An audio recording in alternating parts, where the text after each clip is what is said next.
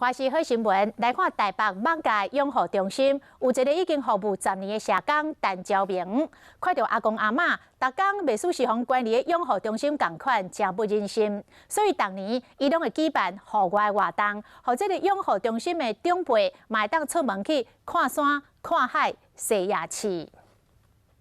日日夜伫山坡顶慢慢啊行，大海就伫眼前，耳仔所听到是已经几啊10冬，拢毋捌听到海洋的声音。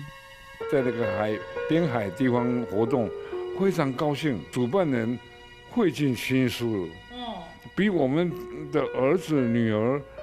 还细心。80多岁公阿公伊嘛斗做工课换大暝，好好我的活动的经费减少1点啊，下当去所在就会当加1点啊，促成一场搁一场户外活动的推手，是伫养护中心服务10冬的社工陈昭明。那为什么进来到机构之后就要被限制住了？对，所以我们才会想说，那只要我们还有能力的时候，我们可以带长辈去哪里？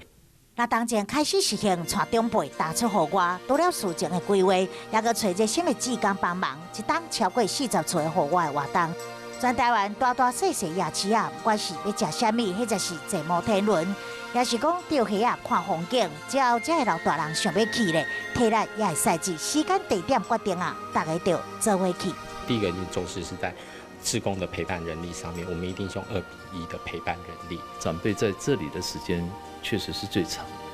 那真的有必要走出去，